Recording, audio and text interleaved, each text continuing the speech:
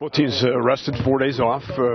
What do you expect tonight out of your ball club, just based on what happened in Washington and knowing that, they're going to play hard because up until that point they really had? Yeah, I think, coming into tonight's game, the thing that we have to expect, particularly against the Detroit team, is a physical game. They play with physicality. They really bang. They're big.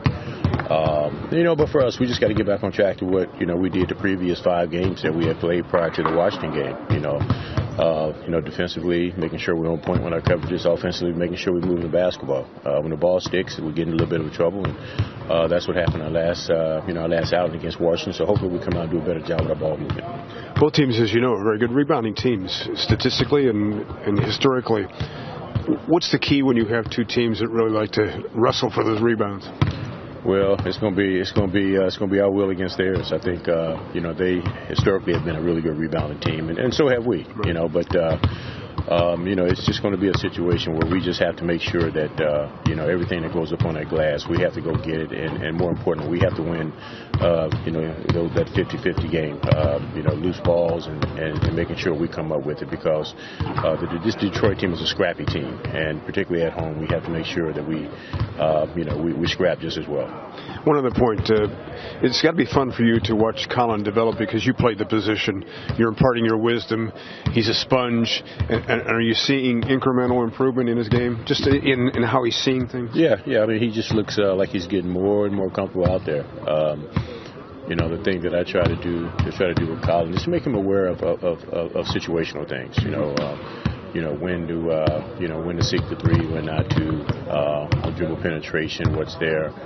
How his game, because he can get to the basket, how his game, as far as when he gets to that paint, how the defense is going to collapse and what's going to be open.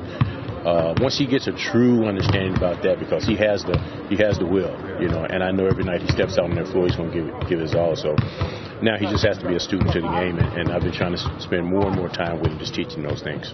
And can you kind of explain to the average fan how difficult this position is to learn at the highest level, the point guard spot, because there's so much going on? Yeah, it's extremely difficult. At that point guard spot, you have to know every position. Not just his position. He's got to know the other 4 positions as well. He's got to make sure that guys are in position. He's got to make sure that the guys come first. You got to get your teammates out first.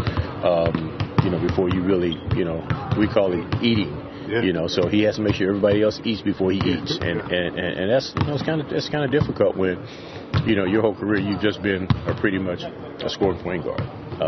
But this kid is willing to learn. He has shown an ability to learn, and he really wants to learn. So that itself tells me that this kid is heading in the right direction, and he understands the difficulties that there are as far as learning the position. But like I said, he's willing to learn, and that makes it easy. So point guard has to have a good diet? He has to have a good diet, no doubt about it. Great way of putting it.